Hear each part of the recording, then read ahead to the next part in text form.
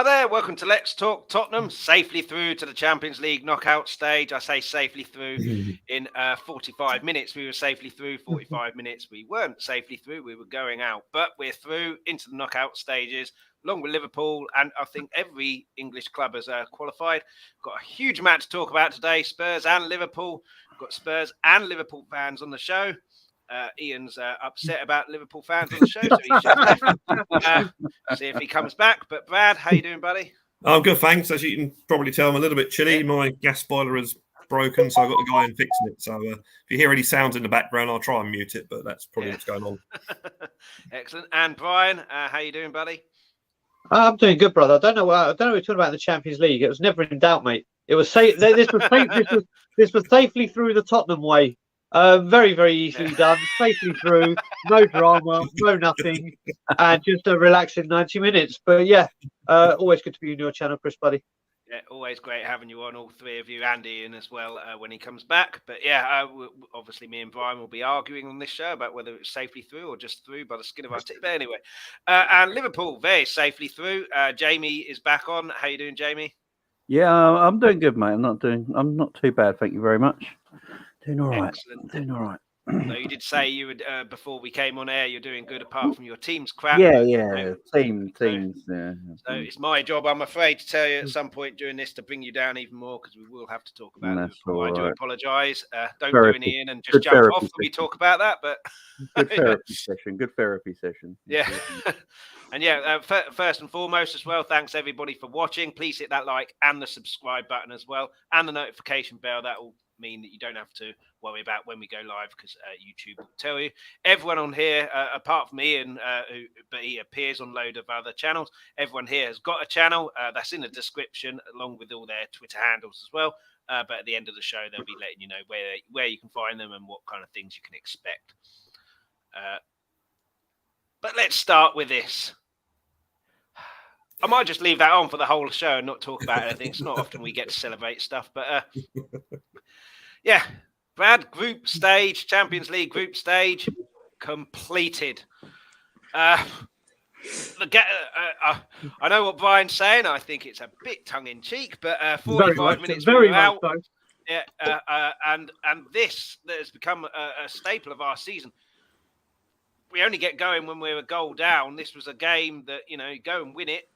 You don't have to worry about whether you qualify or not because you win it, you're through anyway. It looked to me like we played for a draw, and when they scored half time, it's like, okay, we've got to go and score now. Completely different team in the second half again.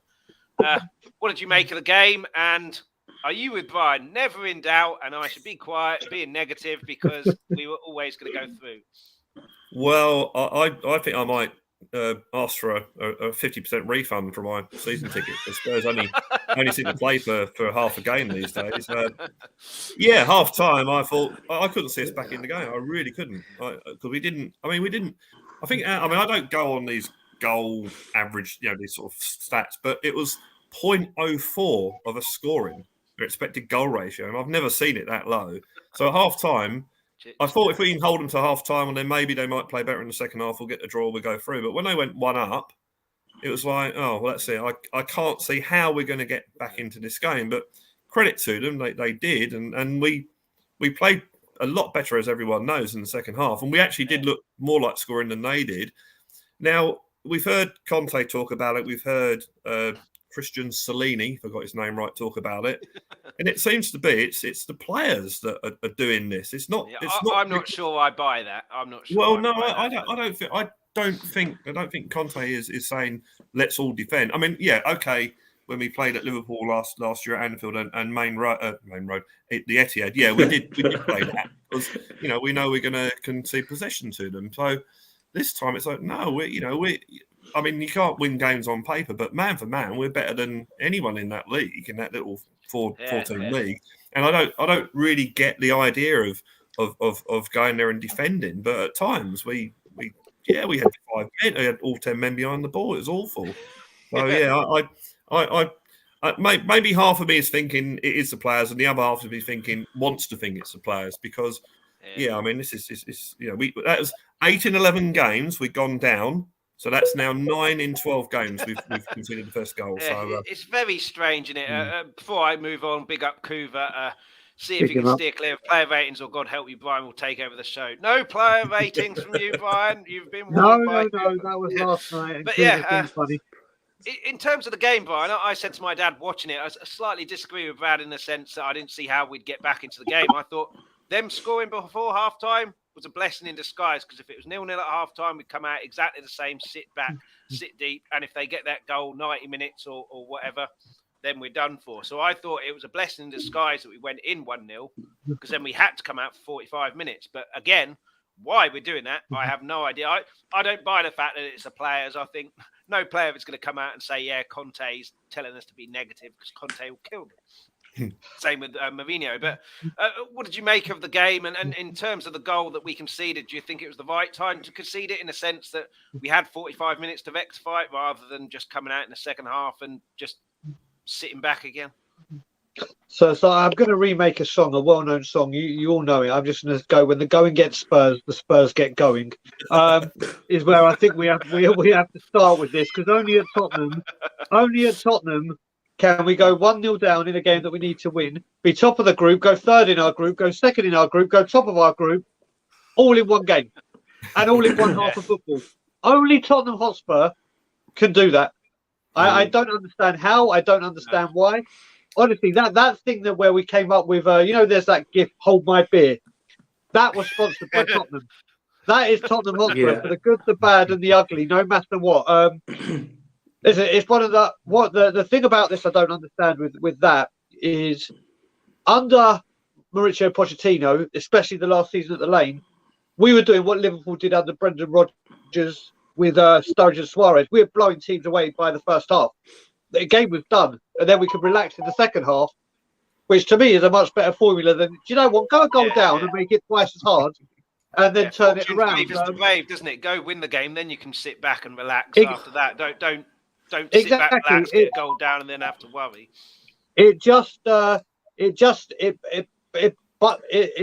of the anomalies of the world where what football team says, yeah, do you know what, go down a goal and then start playing. It's just the weirdest thing. I think Brad's right. Half-price season tickets it is definitely due. I'm sure your favourite person in the world will allow that to happen. Listen, the most important thing about this is we had a job to do and we did it. Yeah, how we did it is irrelevant. Listen, as Vin Diesel said in Fast and Furious, winning is winning. It doesn't matter if it's by an inch or a mile. And we did it. Yes, we'd love it to be better, but let's hope by the time it comes around again in February, we're in a much better shape, and this ain't going to be the case. But you've just got to look at it and say, job completed. Yeah, absolutely. And Ian, I think it's been coached into the players to be negative. There's obviously on Twitter and elsewhere, the players are rubbish, they can't attack or whatever, but we've shown in the second half we can. And a lot of these players are the same players that under Pochettino, like Brian alluded to there, went out and destroyed teams early doors, and then the game was done by half time. So I think the negativity has been coached into them. And only when we're 1-0 down and need to win and need to score do we go, okay, well, we've got to do something different now. And then the handbrake, as it were, is kind of off. It was only at the end of last season, though. We were, at Tottenham going out and blowing Arsenal away in the first 45 minutes. I'll be honest with you, I don't understand it. The half price season tickets, that would get Levy telling Conte not to only play for 45 minutes. I mean, on the one hand, I can understand us going out at Marseille and saying we'll play for a draw. We all remember the old Italian negative tactics going back to the 70s and 80s. But I don't fathom it, for example, at Bournemouth on Saturday, where we just didn't play at all. I mean, in fairness, Wednesday's game, other than one was on the south coast of England and one was on the south coast of France, they could have been the same game. It could have been exactly the same game when we were a goal down. Fortunately, we didn't go 2 down on Tuesday night. I don't fathom it. The players are saying no, but there's something got into their heads mentally about not going out. The bad thing is, of course, towards the end of last season, we weren't conceding. Now we are conceding. So it means we have to score. If we're going to win a game, we have to score twice. If we're going to draw a game, we have to score, at least once. I don't fathom it. The worst of it is that when we've got the ball and we're attacking teams, we look pretty decent. And that's why I don't understand it, because we look so much better passing the ball quickly and everything like that. But we stop doing it. And when we're going forward and have the initiative, we don't look like getting caught on the break, because there's always one, whether it's a Bissouma, whether it's a Skip, or whatever. When we've gone with a 5 in midfield and pushed players forward and held one back, and the defenders, we've been really, really tight at the back. And against Sporting, for example, they were all camped in their last, 25 yards of their goal. I just don't understand it. I don't understand it at all. I suppose while we're winning games like it doesn't really matter in a sense, because we are winning games and getting the points. But there'll come a time where we won't be getting the points. We will go 1-0 down, then 2-0 down, and lose 2-0. And we'll say this has been coming. But, I mean, at the moment, we're through, so it doesn't really matter. Whereas in contrast, Jamie, Liverpool very safely through, just pipped to first place by Napoli, I think, on goal difference. These are the qualifiers. Lovely, colourful graphic. It's the only one I can find. The asterisks are the group leaders. So you've got Napoli, Porto, Bayern Munich, Chelsea, Real Madrid, City, and the wonderfully great Tottenham Hotspur. Liverpool, Bruges, Inter Milan, Leipzig, Dortmund, Paris Saint-Germain, Benfica, and Frankfurt are the runners-up. Obviously, we won the group, so we can't get another winner. We can't get an English team. You came second in the group. You can't get another second in the group, and you can't get an English team. So any preferences for who you want to get, or are you annoyed you didn't win the group, or does it not really matter at this stage? I did say to my dad that when we beat Real Madrid, they finished second. So some poor sods have worked their arse off to win the group and then get little Real Madrid in the second round. So I'm not sure it hugely matters. But were you upset you didn't win the group, or are you just happy to be through? I'm just happy to be through, basically. But looking at that Champions League, it's quite a poor Champions League this year.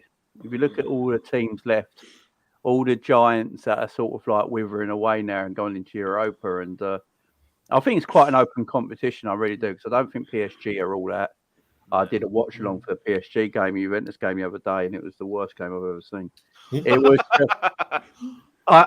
for PSG, for a team that has so much quality in their side, they play the deadest football. Like, their football is so slow, boring. It's all side to side and backwards. Wait till Sunday, mate. Wait till Sunday, Jamie. I'd rather watch Tottenham than PSG, I tell you. And Man City are probably the threat, I think, for everyone in Europe, but they have been for the last 6 years and still can't do it. But if he's still injured, then who knows? I mean, I'm just glad we got through. Look, we got 15 points in our Champions League group in six games, and we got 16 points in the Premier League in so many games. It's just it's weird.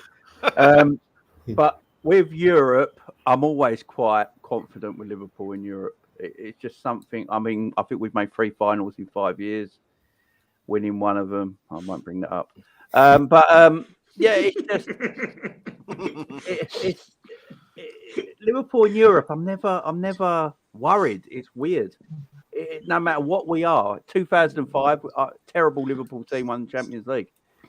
We're just something about it. I do think there is a thing with heritage in Europe with these clubs. I think that's why PSG and Man City are finding it so difficult to win it. And why Real Madrid have won it? You look double at figures now. 15 times, I think, Chris. Yeah, and you just look at it and you think there is something actually about it. So, us going through, I'm pleased with the Napoli results. I mean, they handed us out at butts in their first game. Tremendous side.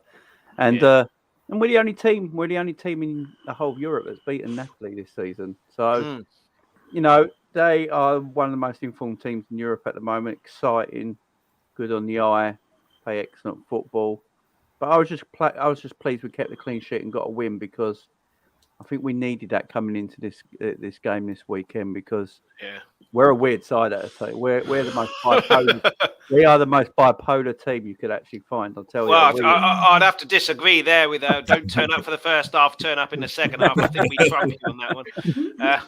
But yeah, Terry's saying hoping for Benfica, which means we'll get Bayern. I'm assuming we can't get Benfica. I'm assuming that's the Liverpool side of things. Terry's my man, too. Yeah, Brad, you hoping for anyone in particular, or doesn't really matter to you? For me, it doesn't really matter. If you get a good team, you've got to end up beating them if you're going to win the thing anyway, so it doesn't really matter. Well, that's a good point, but I mean, I'd like Club Brugge, I guess, but I mean, I remember last time I was in Champions League, I was over the moon. We got RB Leipzig, and we, the rest of that is history. I did think we'll get them because that was our last Champions League game. We went out with a complete and utter whimper, so it wouldn't surprise me if we get them, and then it's the game of revenge. I mean, the only team I wouldn't want to get is probably PSG, but after what Jamie was saying, maybe I shouldn't be so worried. But I think you could hurt PSG. I really do.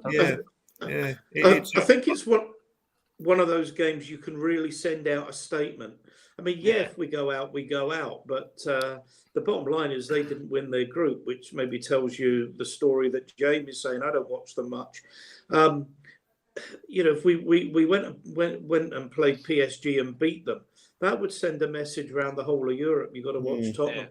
It's only 3 years ago we got to the final. So I frankly at this stage think whoever you're going to play, you're going to have to beat good sides and just not worry about who you're going to play. The best sides will have to beat the best sides, and if you beat PSG, you've still got to beat. You've got to play a Liverpool, a Manchester City, or whatever. A lot of good sides have gone out of this competition. Barcelona, Juventus. Plenty of good sides have not even got this far. Don't worry about who you play. And you've got to remember as well, guys, like the next round ain't till February. No one knows how everyone's going to be. No one knows how everyone's going to be by February. So, fair comment. Tottenham are a scary team. So, Scott M completely disagrees. PSG will rip us apart. Don't think there's a team that we can draw that we are better than, but we need a sweetheart draw to make it through to the next round. I think there's a few teams in there that we're better than, Scott. But PSG Scott's would worry me. Positivity is always, there for all to see. The team that I fear in it is Man City, but like I said, we can't get them yet, so don't need to worry about that. Kuva. Neymar, Messi, and Mbappe will have never faced the power of Emerson. Davies, easy win. I'll be honest with you, I put that on before reading it, so I should have read it first. But Brian, anyone in particular you want? Or I mean, if you look at it, Club Brugge is the easy one that everyone probably really wants. And that's Club dangerous, Brugge, though, isn't it? Because there's an element that you could be taking them lightly. Listen, if you look at Club Brugge, they've done it. Their average age is 23. There is a player there that I have waxed lyrical about, and following Canadian football as I do, Tajon Buchanan has been at the heart of it. He is a very, very good player, and watch out for him at the World Cup. I would love him. I would take him at Tottenham Hotspur in a heartbeat. But the one I really want, I want Dortmund again. We seem to have Dortmund. We seem to have Dortmund's number in the Champions League, and if we get them in the last 16, not that I'm superstitious or wore the same shirt for 5 months in a row without washing it. Last time we got Dortmund in the quarters, we know where we ended up. But I have to say, with Jamie saying, Jamie, be quiet.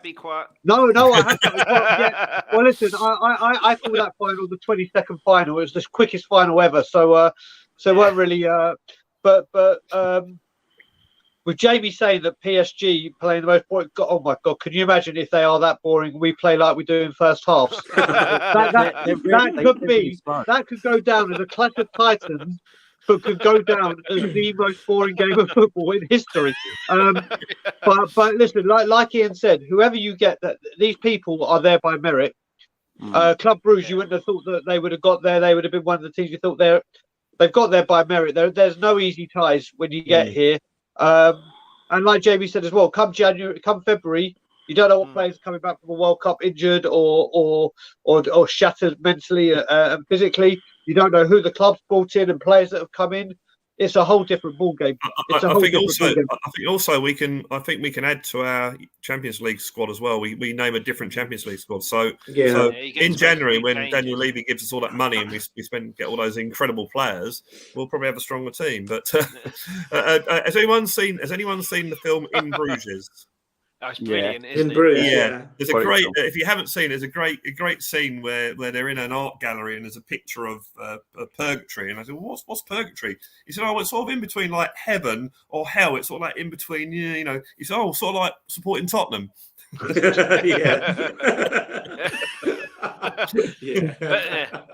Let's move on to something a bit celebratory. A 1 year anniversary. I'm a few days late. It's a 1 day, 1 year and 3 days. But we'll come to you first, Ian. How do you think he's done? For me, obviously, took over mid-table, a terrible Nuno side, got us into Champions League, got us into the knockouts. Absolutely superb. If he can get Levy to spend the money that he needs in January, miracle worker and a magician. Just needs to sort out why we start off so slow. But how do you think he's done in a year? I think he's done well. I mean, he picked up a club in absolute disarray. Clear mistakes being made. I mean, sacking Mourinho before the final was an odd decision. I think I've got an idea why Levy did it, because I think the dressing room wasn't in a good place, and I think he thought if I get new manager bounce for one game, it's achieved it. We didn't get it. We didn't play well against Manchester City. Then we couldn't find a manager in the summer. Normally, when a manager gets sacked, the club's got some idea of who it's bringing in. Then we got Nuno, which was an incomprehensible appointment. So, this time last year, we were in an absolute mess. Yeah, you can argue Arsenal screwed up to give us fourth place. But the fact is that the table doesn't lie at the end of the season. The team that has the most points gets into the position. We've strengthened well. Not as well as I would have hoped, I must be honest, but for the Bryans in this world who find any stick to beat Levy with, the one thing I'll say is the players we talked about, particularly in the summer, and the club were linked with, none of them went anywhere else. It's not as if we were in for the players who signed for Arsenal or Manchester City or Paris Saint-Germain, the Bastonis and the De Vries, the Deletes, and the other guy that we were looking for, and I can't remember his name. Those quality central defenders, none of them moved anywhere else. And there is a suggestion that more players will become available in January post World Cup than would normally be available in the January window. Levy did make money available that wasn't spent. I've got no doubt, particularly after that reaction when we were cuffed by, it was Man United, wasn't it?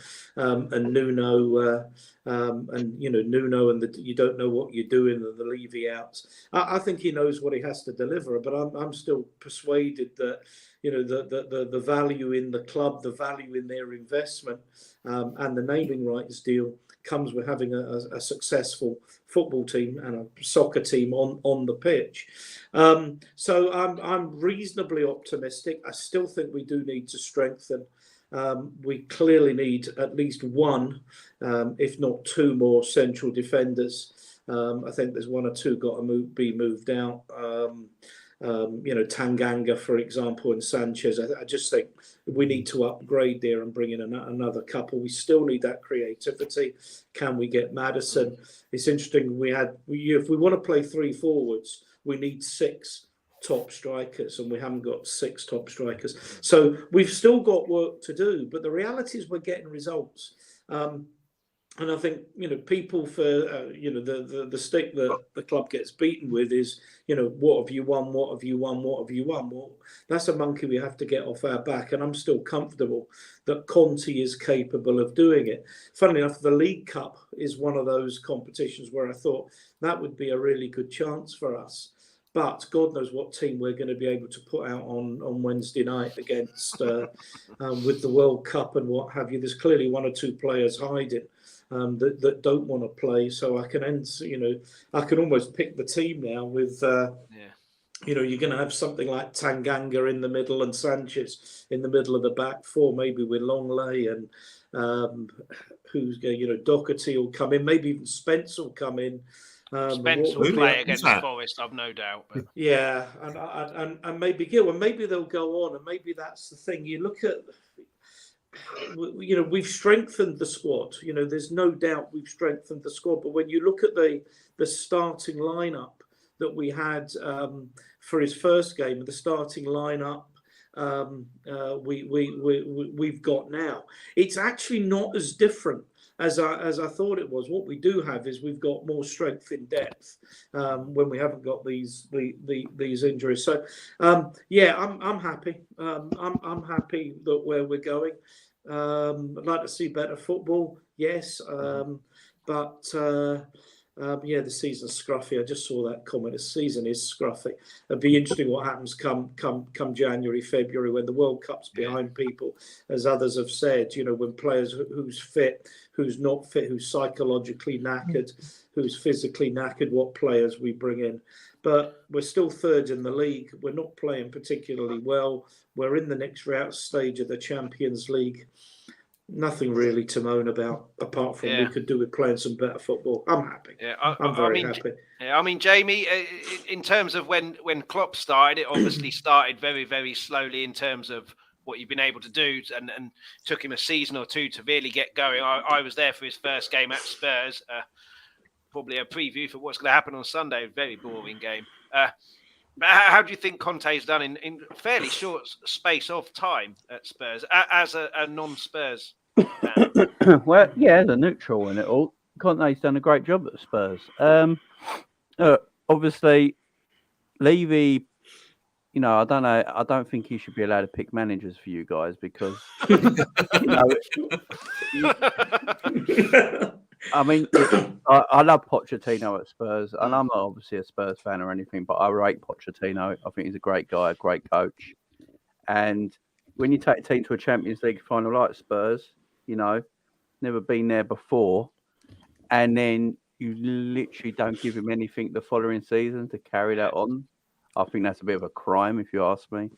Yeah, it was the season before for me when we finished just behind Chelsea in the league. We were a couple of signings off there from really giving a serious title challenge, and he didn't do anything. And then you wonder, obviously the Spurs players were, there was an overhang from that season coming into this spring, a bit like Liverpool now, really, and not giving him players and then blaming him, it's not quite right. And then you go to Mourinho and look, I think Mourinho is great, don't get me wrong. But when you go from a style of Pochettino to a style of Mourinho, it's going to be very difficult. And when you've got players in your team, there's you had a good lot of young players in the Spurs team. Mourinho don't like young players. He likes middle-aged men. And, that's his forte. And then that doesn't work. And you go for the Wolves manager and you're like, it's pragmatic football after pragmatic football. And that's not Spurs' way. I mean, I'm 40. I grew up on watching Spurs. They always try to play attacking football, fun football, entertaining football. And, you've gone from Mourinho, and then to another pragmatic manager. And then Conte, he picked you up really well. I like Conte. I think he's great. He's great. I mean, I don't know if I'd ever want him to be. If I was an owner, you'd have rucks with him all the time, won't you? Because he just demands. But look, he came in. I think if I remember rightly, when he came in, you were the top goal scorers in the league, weren't you? When you came in, and you were playing this attacking football on the front football, great counter-attacking stuff, using Kulusevski, using Son, Kane coming in deep, being creative, and no one could really work it out. And now you've gone into this season, and he seems to have gone away from that a little bit. And it's like you've gone 5 yards back a little bit, and sort of like. I think a lot of that's to do with Kulusevski being injured, and we got to really like him, and he's a huge player. Yeah, he was a real key, but he's done a great job, man. My only thing with Conte is how long does he stay? That's that's the thing for a Spurs fan. How long does he stay? Because he's not known to staying at places very long, is he? So no.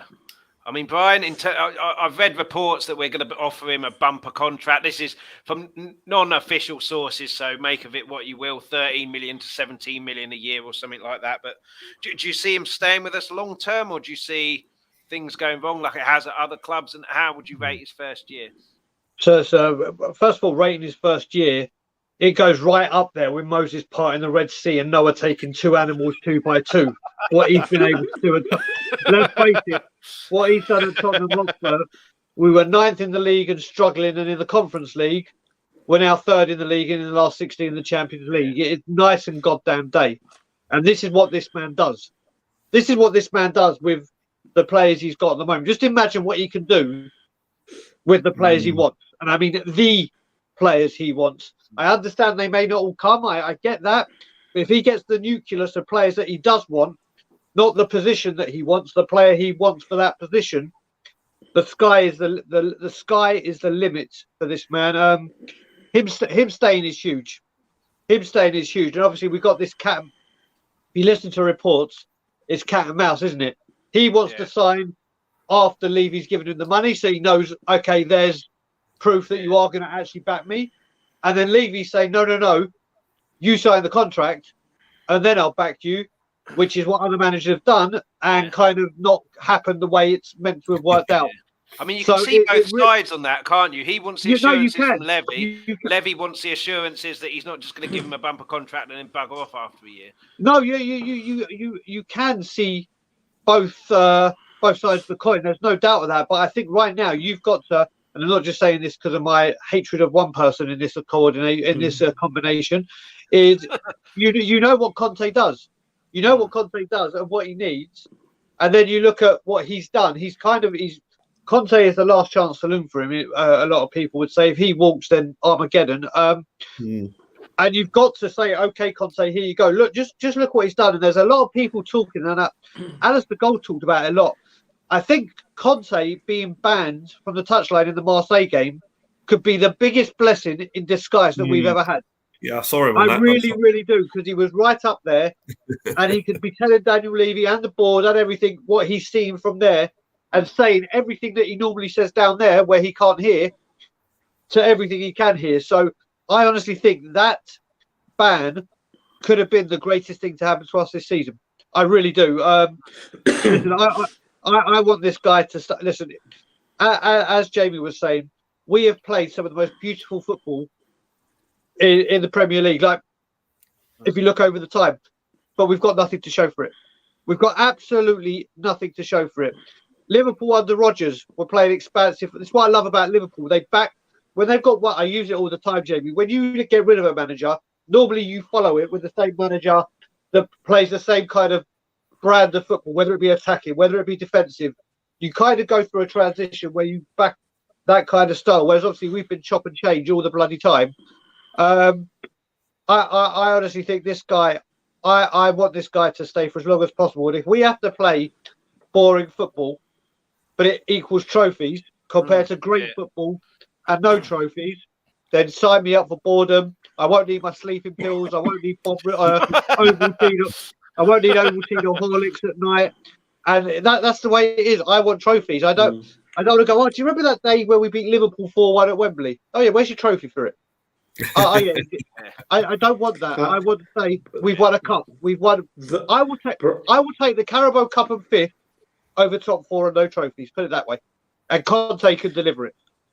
Brian, you know the 3-0 victory we had against defeat we had to Manchester United was our best result of the season because we got rid of that defeat of Liverpool at Wembley was the best result Liverpool had in probably 5 years because as a result of that, was it Lovenkrands, wasn't it, their centre half who came absolute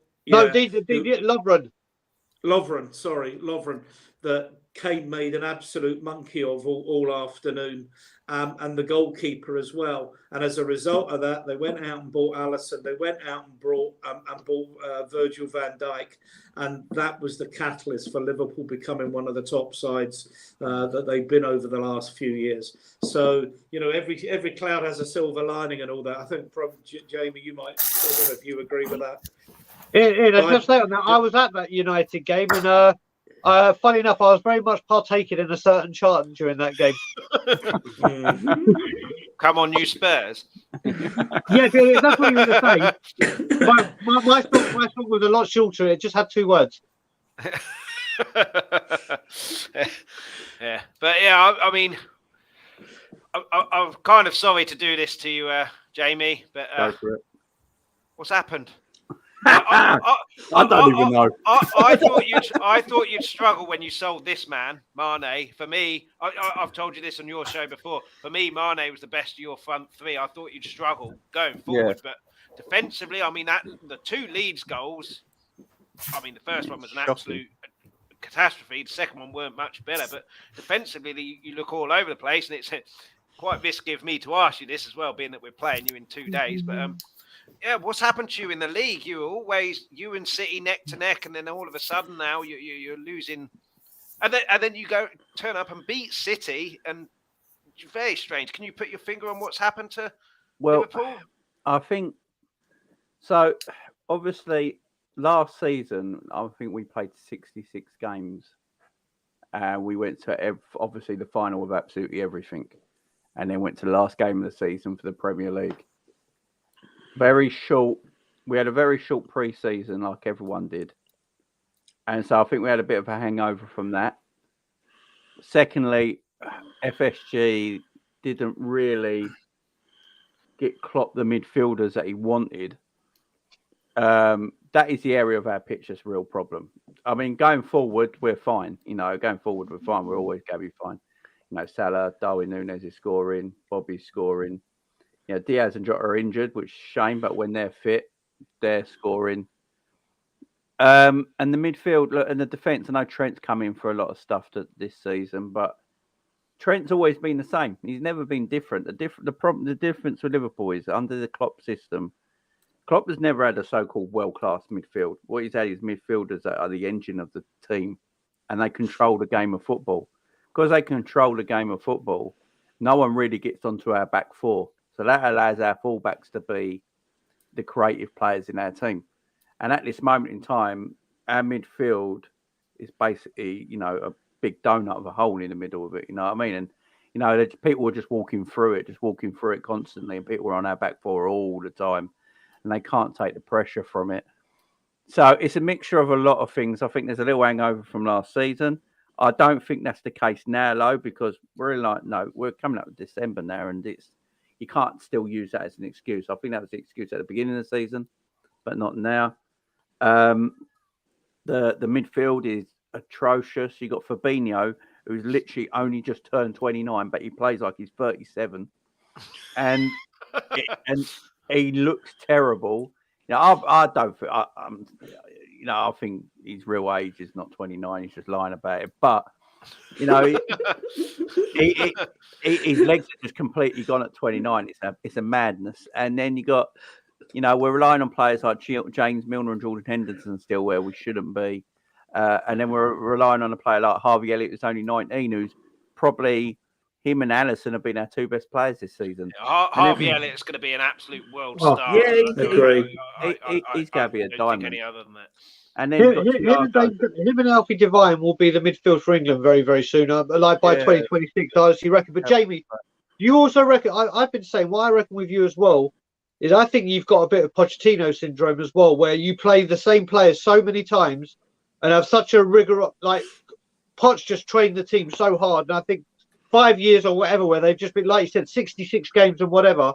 I think and you're saying with Fabinho, his legs are. It's because I feel a bit with it as an outsider that it's just because he's done what Pochettino did, where he just plays not by his choice. He's just got no other options to just play the same players constantly. Exactly.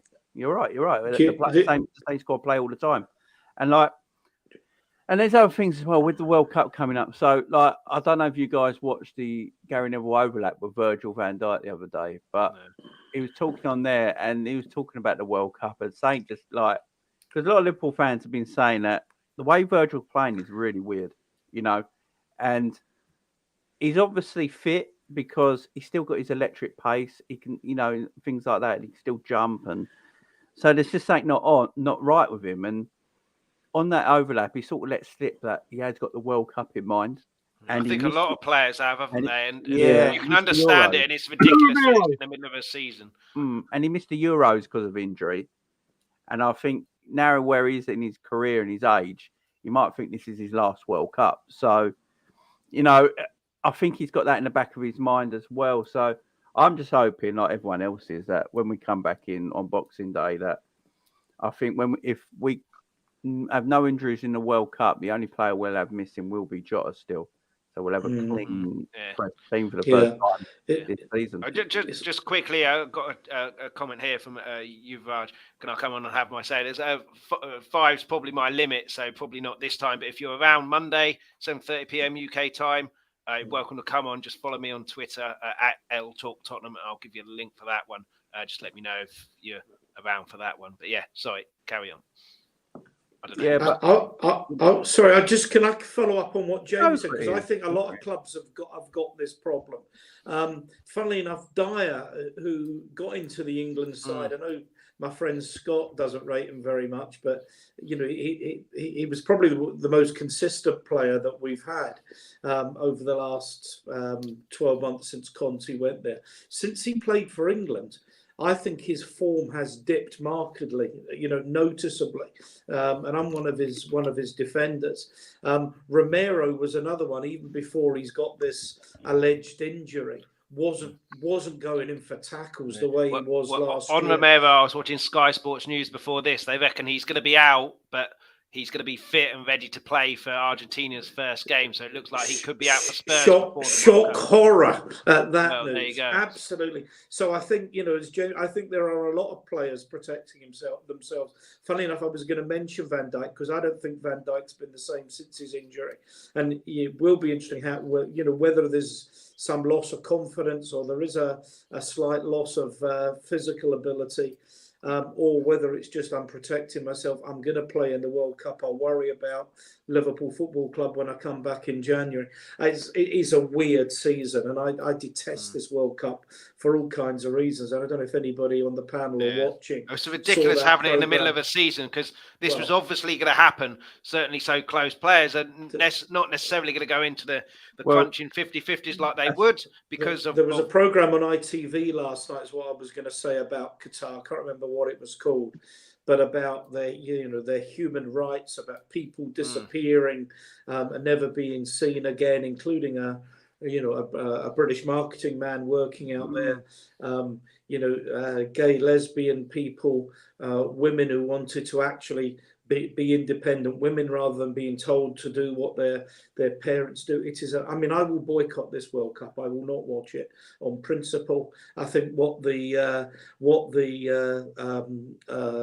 FIFA have done in allowing these people, and we all know it's all about money, is an absolute disgrace. And I will not watch this World Cup. And I hope a lot of people won't either.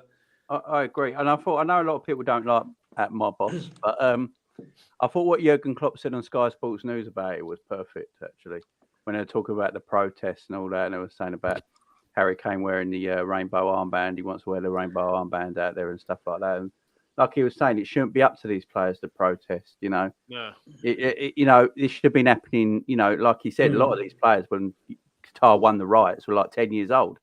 It's like, where is...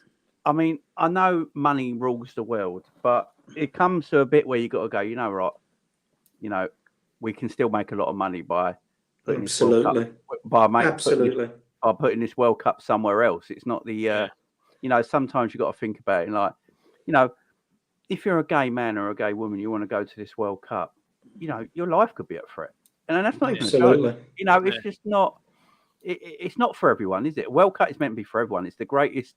Apart from Olympics, it's the greatest sport event on earth. And not everyone can enjoy it. And I don't think that's right. And we talk about money all the time, but they could have taken it to, Argentina and still made as much money there from it. So it's a disgrace. Yeah. It's a disgrace. And the whole, all of these companies are, the Premier League sort of like advertise, the rainbow laces and that community and everything like that. But yet they allow Newcastle to be bought by a company and a country essentially that imprison homosexuals and everything like that, and a country that are not allowing gay women. Don't get me started on any so absolutely ridiculous. So that all of these companies, it's all to do with money, and it's an absolute disgrace. But moving on to the game comment here. Enjoy the Kev. chat. Liverpool fan, but soft spot for Spurs. My granddad is a fan. Often tells me about the 1960 double. My dad tells me about that because he's got nothing else of success to tell me about. Terry, game's gone. Arab money buying up almost everything and everything. Yeah. Every team, I think all the big elite sides are eventually going to be owned by state countries. Yeah. I mean that's why I'm quite glad in a sense that we're owned by ENIC, and you know, Brian's going to do a double take if Jaw hit the floor, but we're not owned by someone who can just buy absolutely everything. We've got to stick to like a financial kind of principle rather than Newcastle now, who can do it. You saw what Man City did, fudging up the numbers, then pay for the best lawyers, get away without any repercussions. But yeah, the way it's going, if you want to compete, you know, £1 billion isn't enough these days. It's ridiculous. So if you really want to compete, you've got to have much more. But yeah, in terms of the game, start with you, Brad, being that you've ran off in protest for some reason for him. Spurs v Liverpool. Will Klopp be under any pressure if we go round the panel as well? Will he be under any kind of pressure if we do win and win well? You know, like a comfortable win. For me, I don't think so because of what he's done. He's got so much credit in the bank there, and it's just one of those off seasons. Wouldn't surprise me next season if they go and win the league fairly at a comfortable romp. But is he under pressure if we do a big win over them here? I don't think he'll be under pressure from the board or anything like that. I think he might get some of the fan base might turn on him, as we've seen our fan base turn on Antonio Conte. But I think it'll be a minority.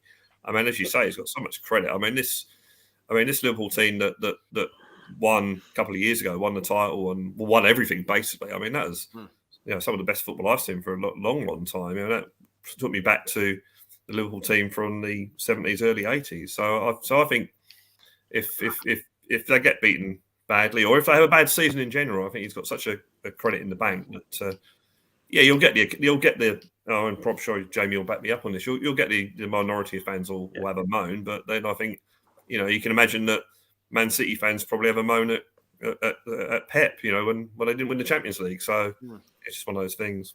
Yeah. What about you, Brian? Is he under pressure? I mean, they have got some huge injury problems there, which is quite strange for me. And as a Spurs fan, you see some Spurs fans saying that, when we get injuries, it's because we haven't bought enough strength in depth. When Liverpool get them, they're quite unlucky. But they are unlucky in the sense of the injuries that they've had. But do you think he'll be under pressure if we manage to batter them? Or do you think it doesn't really matter?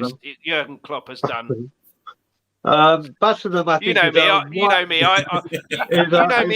know me, Brian. When it comes to Spurs, I'm very misguidedly positive. You know this. Yeah, I mean, to just say, when it comes to heaping pressure on him, Liverpool fans won't like to hear that Romano's just tweeted and said that Kulusevski will be available and make some kind of appearance against Liverpool. Excellent. And I've got to say, this 22-year-old guy has become the heartbeat of the club. No, he is sensational. We've seen when we play a 3-4-3, it's non-existent without him. It's non-existent. So he will. But listen, the one thing I will say with Liverpool is the Liverpool fans, the larger scale, always give their manager time. They're not one of those throw their toys out the pram. They will back their manager until literally they can't take any more. And for Liverpool, if you look at what Klopp has done for them in winning stuff and even getting them to finals regularly, he's been their best manager, I'd probably say, since Kenny Dalglish. In response to what he's won, what he's achieved. Since he's come in as well, the connection with that man is with the fans is probably the best since Dalglish. They've had ex-players there. They've had Souness there. They've had Phil Thompson in assistant charge. They've had Benitez who got them to a Champions League. The relationship the majority of fans have. The media and Sky Sports and everything like that will heap the pressure and just carry on doing blooming clickbait stuff to get the attention on the spotlight because it's Liverpool. But I do not think he is under any pressure whatsoever. And if you look at it, in all honesty, like we are, if Conte goes, if Conte or Klopp walk, any manager you bring in is a downgrade. Any manager. So you're not getting. Let's just face it. Pep's not going to join Tottenham or Liverpool. that any manager you technically bring in is a downgrade. So I think he is under absolutely no pressure whatsoever. Yeah, I mean, would you go with that, Jamie? And what do you think of the news that Romano's that said there that Kulusevski will be playing some part? For me, like Brian said, without him in that team, we lose so much. It used to be Kane and Son were our team. Now Kulusevski is well in there. Yeah, he's a diamond of a footballer. I have to admit, he has been fantastic for you guys, and that does definitely help you if he plays some part on Sunday, no doubt about it. But with Klopp, Klopp is like I've always said it on my channel. I love him like my dad, but I've never met him. Do you know what I mean? That is that is what it is for almost a lot of us Liverpool fans. Like, if it goes wrong, it's the owners that are in for it, not Jurgen. You're always going to get a minority. Now, I've questioned Klopp this season. I have questioned him this season with his tactics and stuff like that. He's a human being at the end of the day. He will make mistakes, and he has to be questioned at times. Some of his substitutions, his tactics this season have been a bit weird. But you're allowed to do that. But no, if anything happens, it's the owners. We've got for me, we've got one of the most elite managers in world football, and you have to back him. Not backing him correctly. I mean, I say that. I know a lot of rival fans say, "Oh, you bought Nunes and things like." Yeah, we bought players, but we didn't. We left a lot of areas in our pitch. When the owners know how Liverpool play and how Jurgen wants to play, and not giving him the players that he probably needs in that area, that's a mistake. And you need to cover them areas. And yeah, Klopp he's got no pressure, absolutely none. I mean, he's just been given freedom of the sea. He ain't going nowhere, is he? I mean, it's just not happening. It's just not happening. And, we've just quickly, Brian, I know you need to head off. Yeah, I need to head off. Thanks so much for coming on. Pleasure always having you on. Welcome anytime. Very quickly, Tottenham on Tour. People know your channel by now, but if they don't, what can they expect? Well, they can expect, thankfully, first of all, it's been great to be on your channel as always, and with everyone that's on the panel and in the chat. So what I can say is, after a long absence, because we've gone a bit MIA because of personal circumstances, Tottenham on Tour are back in a big way starting Monday. We are doing a live Champions League watch along, the draw. So we're going live at about 11:15. So if anyone wants to come in, if you want to come and make your debut with us on that, you're more than welcome. Send me a link. I'm flying to Spain on Monday morning. I might get to my place. I might get to my place in time. I might not, but send me a link and I'll try. I will do. Chris, if you want to join, if you got the time. The blue sofa, as Brad Matthews has disappeared. If the blue sofa was there, he is. He's back. So if Brad, I'll be at work during that time, but I might be able to have a bit of an earlier lunch to do like half hour or so. But yes, anyone wants to join us, Brad? If you want to come on with us, there's going to be me, Ben, Ryan Isaac. Probably we can have up to 10 people, so we're going to do a live watch along. So and then we'll be back more consistent for the Champions League draw. Oh, okay, yeah, I'll check it out when it's on. I think it's on next week, isn't it? Next Monday. 11 o'clock on Monday. Okay, all right, yeah, I could do that. Anyway, guys, I'm getting up at 5:45 in the morning, Toronto time, to do it. Such is my dedication. But yeah, then I'm back in London, and we're going to be doing a hell of a lot more stuff. So we'll officially be back. So right. anyone in the comments that wants to join, just WhatsApp me or reach out to me in on social media. And yeah, Tottenham on Tour are back. But everyone have a great weekend. Yeah, Jamie, I hope for 90 minutes on Sunday you don't have a great weekend, but for the rest of it you do. Sorry, Brad, you were saying? I was going to say, so that's Monday you said it's on? Yeah, when the Champions League draw is on. Yeah, all right. Yeah, I'll probably, because that'd be the afternoon our time. So yeah, probably up for that. Let me know the link, and I'll come on for about half hour during lunch. But yeah, I'll send it all to you. So make sure you go over to Tottenham on Tour. Make sure you hit that like, subscribe. You know the business by now. It's in the description along with Brian's Twitter handle. If you don't have his WhatsApp and want to appear on the show on Monday. See you later, Brian. See you next week sometime. Yeah, you certainly will. See you later on, people. Have a great one. Yeah. Cheers, Brian. What the hell? Who changed myself to myself, Brian? I thought I've just seen that. I thought you had. I noticed that. I was going to ask you about that. No, that's Someone's been playing with my stream. Okay, I don't. Yeah, okay. Yeah, I'll leave on that note. Okay, bye. See you, Brian. Yeah, I've got to go. Glad you need to head off. Yeah. Yeah, thanks so much for coming on. And Blue Sofa Songs, you know where that is by now. Yeah, Blue Sofa Songs. If I can just say Blue Sofa Songs on YouTube or at Blue Sofa Songs. The song that's going on tonight is probably the last video one I'm putting on, where I'm just basically playing and recording myself. I'm actually going to try using my DAW software. For anyone who doesn't know, that's digital audio workstation. So in other words, it's like a recording studio on your laptop. So the next song I'm hoping to put on is going to be with different tracks and that sort of thing. But that'll be in 2 weeks' time. So I'm probably going to start doing it every 2 weeks, just to give me a bit more time to get stuff right. But it's been a really, really good journey, and it's going to continue, hopefully better. So anyone wants to click on Blue Sofa Songs, have a watch, click like, subscribe, you know the drill. And also to these other guys' channels, Jamie Phillips Football Chat, and Chris Let's Talk and Chris's Magic, and catch Ian whenever you see him on the tube. And nice to have met you, Jamie. I won't say good luck on Sunday, but good luck for the rest of the season. Long for Spurs. Good man. Cheers, Brad. Welcome anytime. Make sure you get over to Blue Sofa Songs. New song Fridays 5 p.m. UK time. So there's one today at 5 p.m. Hit the notification bell, subscribe, and all of that business. All right. Cheers, guys. Catch you later. Cheers, Brad. Cheers, Brad. Ian, where were we? Kulusevski, I wasn't aware of that. That is obviously huge for us if he does play some part, and certainly for the Leeds game as well. Hopefully he plays, I don't know, half hour or so for the Forest game, just gets his fitness back up. But absolutely huge news and a big positive for us. If true. And I suspect he won't start. If said he'll play some part, and that's good. The other thing, and I totally agree with Jamie's assessment of Liverpool, this aging midfield just doesn't look to be functioning anymore. Fabinho, Henderson, just the bottom line is they're not getting any younger, and they're certainly not getting any better.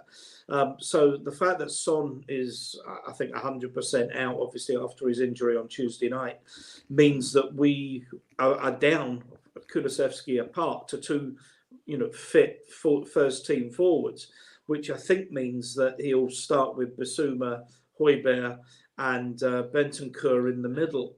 And more up top with Kane. And more up top with Kane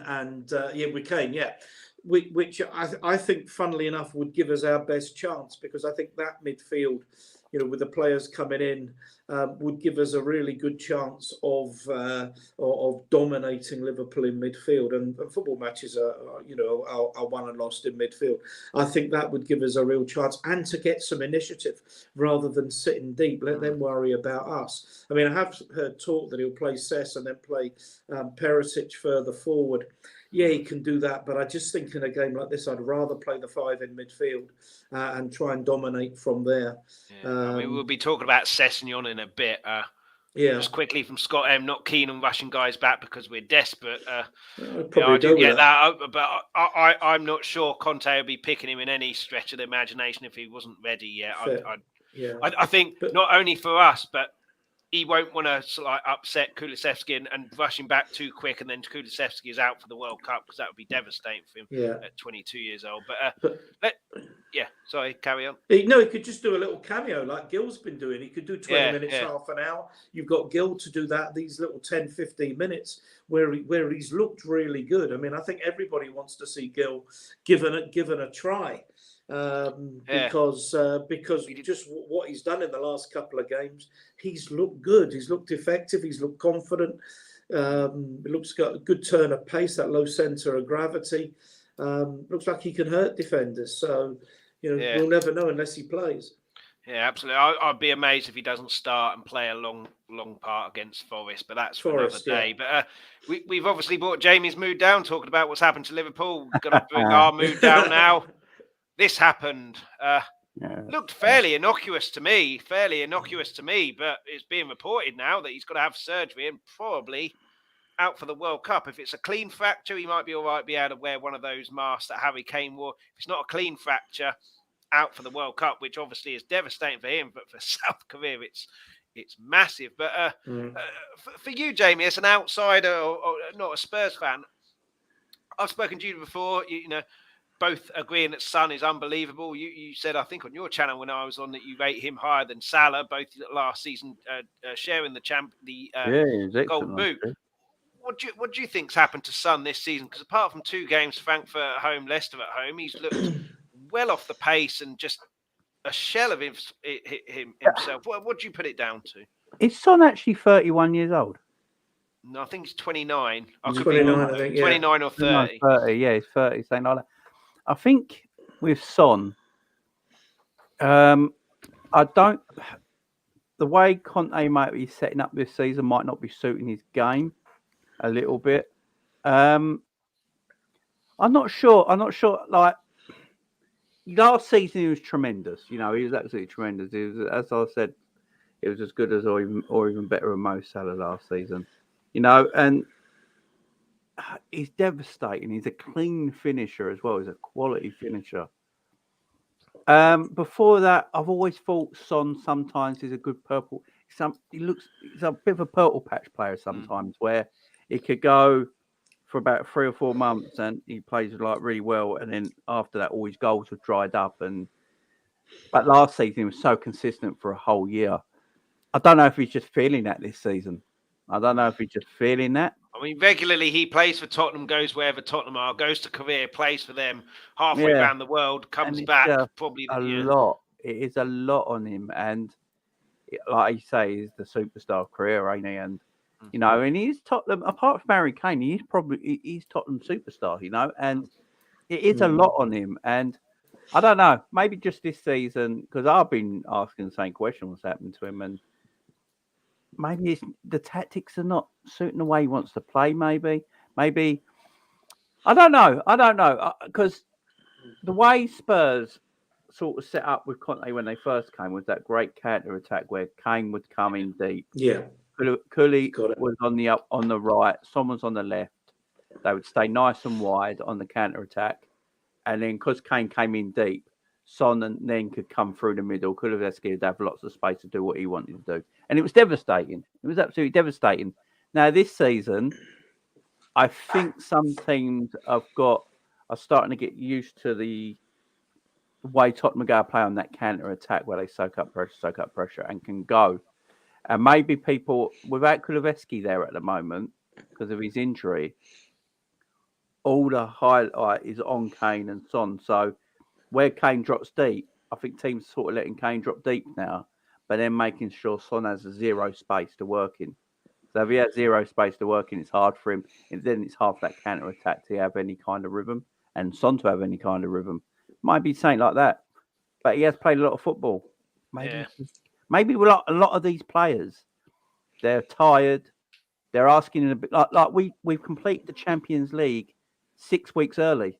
Yeah, I mean, that's crazy, isn't it? You must be in the same state as us, where we had, I think, 9 games in October, 6 games for the first half of November, which is 15 games in a month and a half. Is crazy. It's stupid. And don't forget they had international football before October as well. Like, it's just crazy. You're asking these players to do too much. And I think for a lot of them as well, I think someone's looking forward to the World Cup, representing his country at the World Cup, you know, and it might have been the last time for him as well. And, you know, I think mentally a lot of these players are holding back a little bit as well.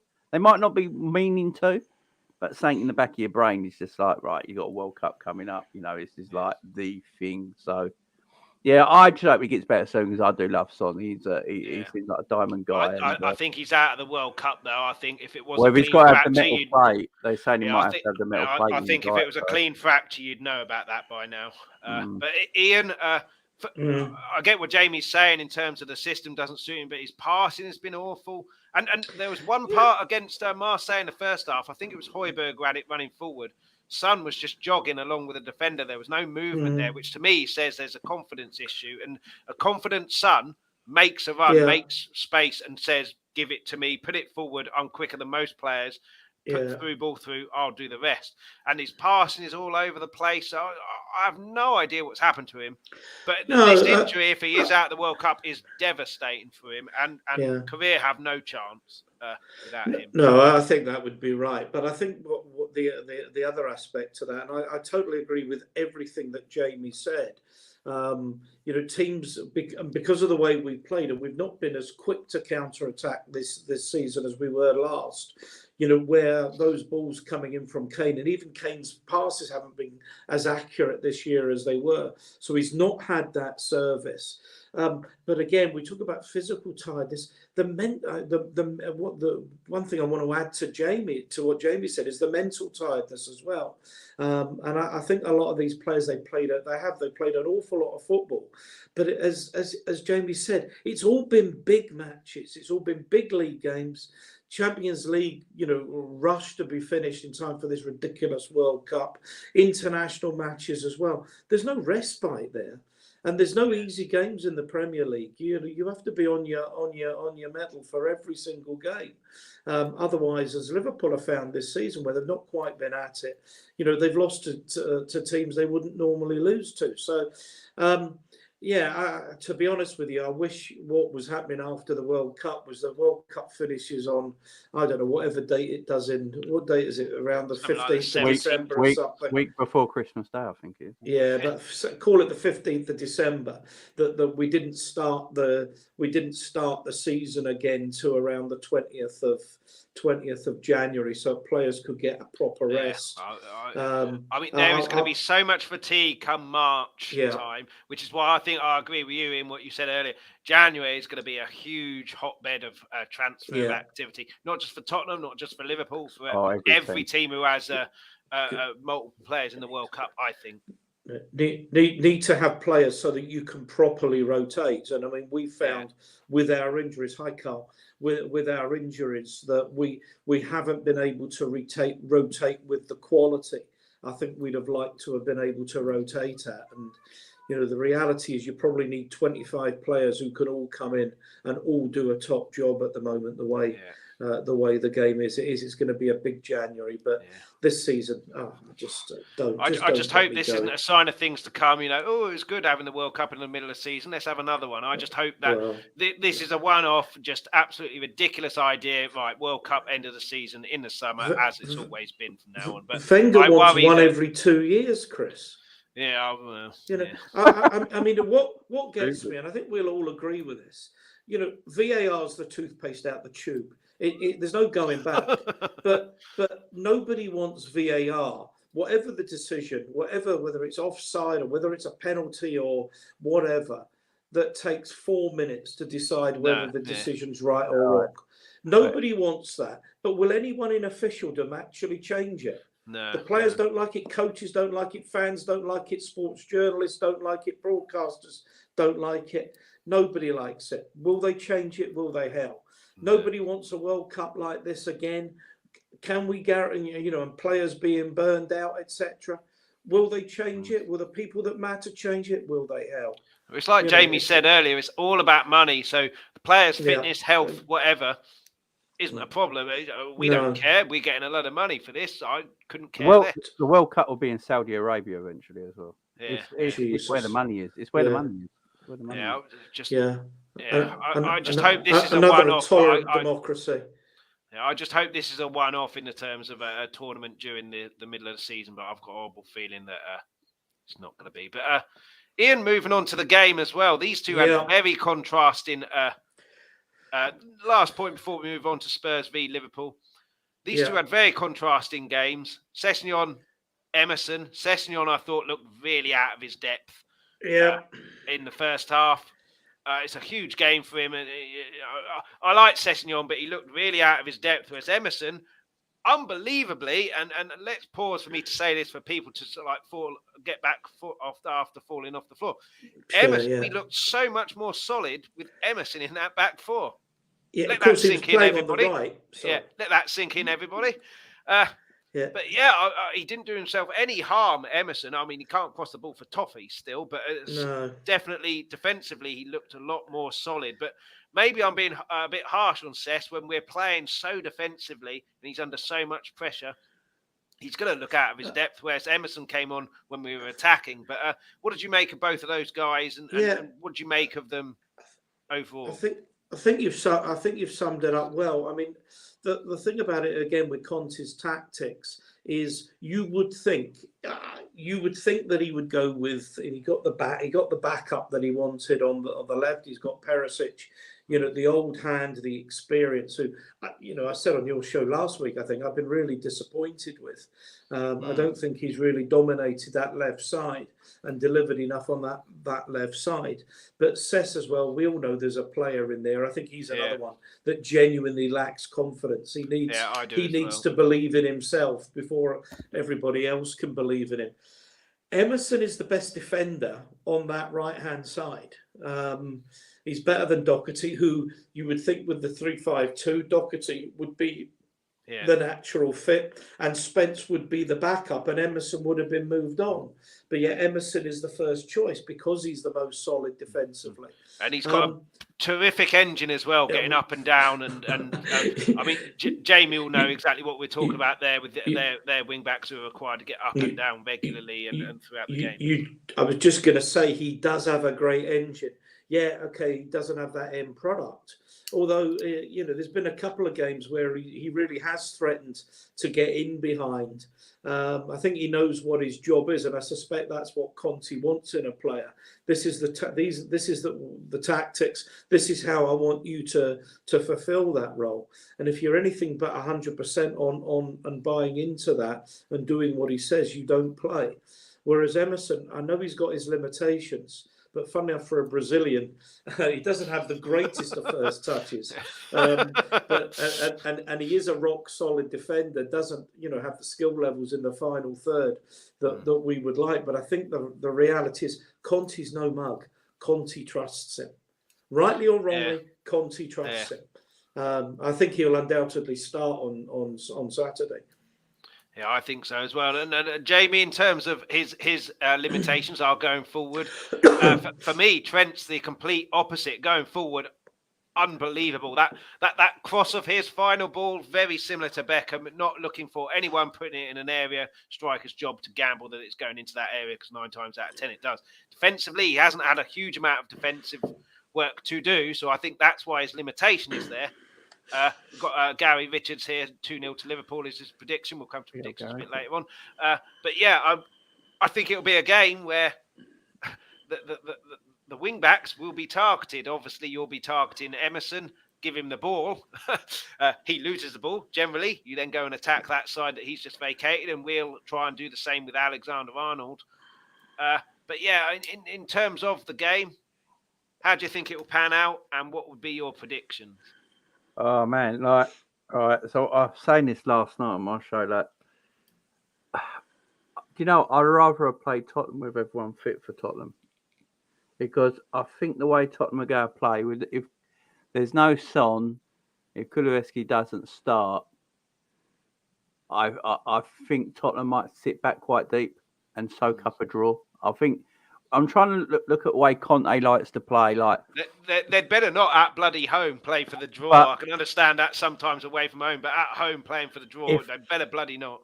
If Liverpool, because I think Liverpool probably go with someone. I think Liverpool probably go with Salah and Darwin Núñez up top, and that's a lot of pace and power up front. I'm trying to work it. I hated playing Tottenham on the counter attack because Son was very good at scoring against us. Kulusevski causes us troubles. Kane causes us troubles. And on that counter attack, the way we play, the way our midfield is at the moment, it's always a bit of a worry. I'm just worried. Just looking at it now. I mean, is Lucas Moura fit for you guys? Yeah. You reckon he'll start? I think he has to because of the injuries that we've got. I can't see Kulusevski starting, and Son is obviously out. And then Wayne Bonner here says. This will be a game where Emerson suddenly turns into Roberto Carlos. Our issues are going to be an attack. I say give Hill a start and see what he can do. But the problem with Hill, he's very, very lightweight. He's easy to push off the ball. He tries, and he's very, very positive. But in a game like this, it's a huge game, and it will be the 3-5-2, like Ian said earlier, with 3 in the middle, and then I would say Moura, Kane up top, and then Moura comes off for Kulusevski at the end. So that's how I see us lining up. Yeah, I think this is going to be a very cagey tactical game. I think you guys might sit a little bit deeper, allowing us to have the possession, and then you'll try and win the turnover and counter. It's got 0-0 or 1-0 to either side in it. That's where I think the way both Spurs are a strange team because you guys do keep winning. You guys do keep winning. You are third in the league for a reason. Your points in the league don't lie. So you do keep winning games, but you're a weird team to watch. And I'm not even a Spurs fan. You know what I mean? You're telling us we're forced to watch every bloody game. It's like I watched you guys against Leicester, and like the first half, you bought basically you sort of parked the bus against Leicester in the first half, and all of a sudden you win 6-2. It's just Tottenham. I don't know what I'm going to get from Tottenham. If I'm Jurgen Klopp, I literally don't know at this moment in time. So I think knowing Conte and looking at the way you play against some of the bigger teams, I think you might sit back, try and soak up the pressure, use the counter attack to the best of your ability, and go from there. But if Conte gets a draw, I think he'd be more than happy against one of the biggest sides. I think in how we set up there, what you've said, I think that's absolutely spot on. We'll sit back and play on the counter attack because I think Liverpool, I don't watch Liverpool as much as you, obviously, but from the outside, it seems to me that Liverpool don't really know anything else other than to attack, But Liverpool's problem at the moment is we're finding it harder, actually, against teams that come and press us. So the teams that come and press us, we're actually finding more difficult to break down than actually the low block. You know, where like last season, our problem was the low block. We couldn't break it down all the time. This season, we're having more pressure. We're having more problems against the teams that actually come and press us, come and have a go. And like Leeds, like the Forest game, they come and pressed us and pressed our midfield. And we'll do that in the second half when we're 3-0 down, but we won't do that from the start. But I think it will be Liverpool will attack us. We'll play on the counter attack. First goal will be absolutely massive. If one of those goes in for some team, it will completely change everything. The longer it goes on 0-0, the more boring it will be. And then it will be Kulusevski come on and change the game for us. But Ian, let me Jordan as well. Can I join? Pretty much reached the end, not far off the end, but I'll be doing a show on Monday, 7:30 p.m. UK time. If you follow me on Twitter and if you're around, let me know and I can give you the link for that one and you're more than welcome to come on. But yeah, Ian, how do you see the game going and what would be your predictions? What's been said, I think we'll win the game. I think, I agree about the first goal being important. We don't get it. It's about time we got the first goal. We're due to score the first goal. And I think then we'd freeze. We wouldn't know what to bloody do. Get the first goal. What do we do? Well, that's true. Yeah. If there was more time, it's like the Jehovah's Witness joke. But I think if Liverpool concede the first goal, I can see the confidence dissipating from them quite quickly because think, oh no, here we go again. As I say, I've got my clear idea about what I think the team should be, and I think that would enable us to dominate the middle of the park. It's where Liverpool are weakest. And even their midfield's not, I know they attack, but their midfield's not as dynamic as it was, say, 2 seasons ago. So I'd like to think we won't be surrendering all the initiative. And we'll have enough of the game to win it. And I think the fans are demanding we have more of a, I live in Scotland, Jamie, so I don't get to see that many games. And I think this will only be the second game in the flesh. But you can hear the frustration sometimes building up. I think Liverpool at home is always a big game, always a big crowd comes down from Liverpool. So I'd like to see us dominating the ball a bit more than some of you are predicting. And then we'll go on and win the game. Yeah, just quickly as well, Jordan, I'm on Instagram. I tried looking for you. I couldn't find you. So if you come and follow me, Let's Talk Tottenham podcast, then we'll make sure you're on the show on Monday. But yeah, I think it'll be a really, really interesting game. First go, I mean, I say it on every single game for Tottenham. First goal is massive. If we get it, we're screwed. If they get it, we're fine because we'll attack after. But the first goal is massive. I can see it being like you say, Jamie, a very cagey affair. But goals change games. So the longer it goes on without a goal, more cagey, and then the more likely that teams are happy with a point. Early goal goes in. Completely change that, but I just want to see us have a go at a team. I mean, there's nothing worse than losing a game with a whimper. Like Man United away, we didn't even lay a glove on them in 90 minutes, and to lose like that is just so demoralising. Whereas if you've really had a go, and get picked off or lose to something wonderful, at least you've had a go and you've done everything you can. So I think it'll be a really interesting game. They're usually quite good, high-scoring games as well. These ones.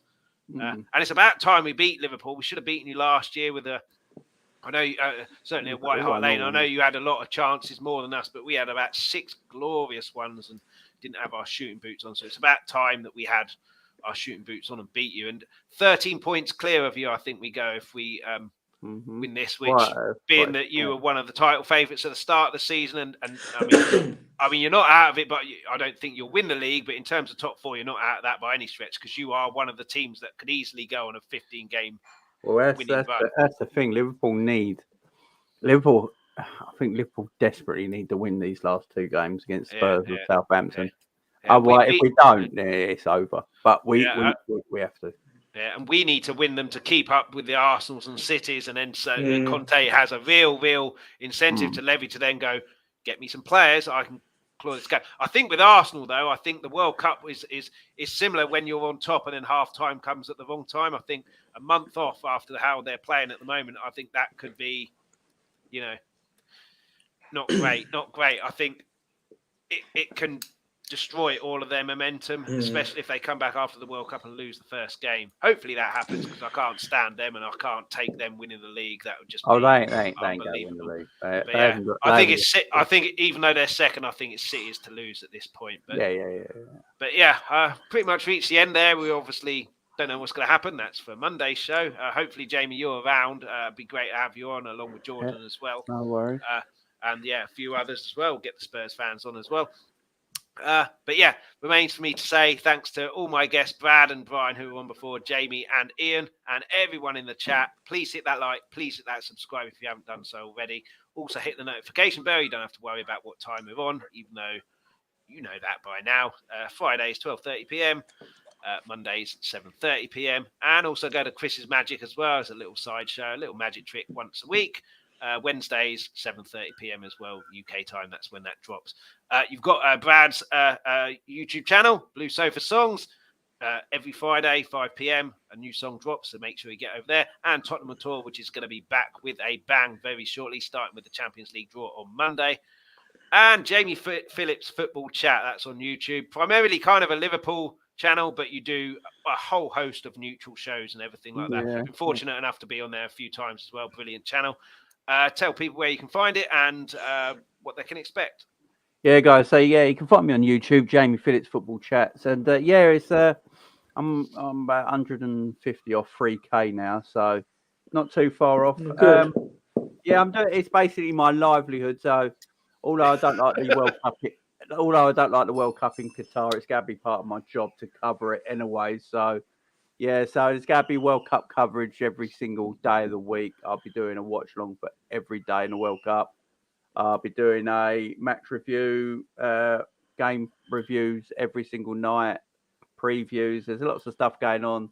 If you've got membership on my channel as well, we're going to be doing the online Panini sticker album together, stickers online and all that sort of stuff. Bit of fun for everyone to take part in if you're a member on the channel as well. So. Yeah, and then obviously Liverpool watch-alongs for any Liverpool fans out there and match previews, match reviews, FSG slagging off, all that sort of stuff. Yeah, all the good stuff. Excellent. So make sure you get over there as well, certainly during the World Cup as well. Live watch-alongs. Very quickly, Bobby K, how you doing, buddy? Hi, Bobby. Yeah, and Jordan as well on YouTube as well on the road to 1K. So make sure you, Jordan Hyman LFC, make sure you go and follow that as well. And yeah, Jordan, find me on Instagram. And then if you're around 7:30 p.m. on Monday, Liverpool Review, I'll give you a link for that. Ian, no YouTube channel for yourself, but you do, as you've put it yourself, not being rude, whore yourself out to all these Spurs YouTube channels. Absolutely. You can find Ian on most Spurs channels throughout the week. But yeah, his Twitter handle at Shaggy1712, that is in the description as well. So make sure you give him a follow on Twitter, and then you won't need to fight. Go on YouTube and look for him, because you'll be able to follow him on Twitter, and he'll be telling you what show he's appearing on. Yeah, thanks both for coming on, Brad and Brian as well, and everyone in the chat, like I've said. All the Liverpool fans as well. A lot of Liverpool fans in the chat as well. So thanks for coming and checking us out. Yeah, absolutely. Would say good luck and have a good weekend, but I only hope you have one good day of the weekend. I hope Sunday afternoon is absolutely terrible for you. But then from 6:30, hope the rest of it's fairly good. That goes for you as well, Jamie, and I'm pretty sure you would say exactly the same to me. Yeah. No worries. But yeah, pleasure having both of you on, and Brian and Brad as well. Like I say, thanks to everyone in the chat as well. Get on all of these YouTube channels, hit the like, subscribes, notification bells. You know the drill by now. And yeah, we'll be back on Monday, 7:30 p.m. UK time, hopefully for another win, hopefully for an attacking game, hopefully for one where we've kept a clean sheet. Not too much to ask, and probably unlikely being in what we've seen so far, but we can always hope. So until Monday, come on, you Spurs. Come on, you Spurs. Thanks so much for watching. For everybody who joined in the live chat and added comments, before you go, please leave a like and hit the subscribe button if you haven't already. Also, please hit that notification bell. That'll give you a notification every time we're about to go live, and it's all completely free. For those who missed the live show, you can catch this whenever you want on Let's Talk Tottenham's YouTube channel. Please also hit the like, subscribe and notification bell, and everybody please leave feedback, comments, suggestions in the comments section on the YouTube videos. For those of you who listen to the audio podcast, thank you so much for listening. Anyone who wants that audio podcast should pick that up wherever you get your podcast from. We're back Mondays 7:30 p.m. UK time and Fridays 12:30 p.m. UK time. Alternatively, if you go to Twitter at Talk Tottenham, Instagram Let's Talk Tottenham Podcast, you can find all the information there. Anyone who wants something a little bit different, also do a magic show. So I do one trick a week, which drops Wednesday 7:30 p.m. UK time. Chris's Magic on YouTube is where you'll find that. But in the meantime, come on, you Spurs.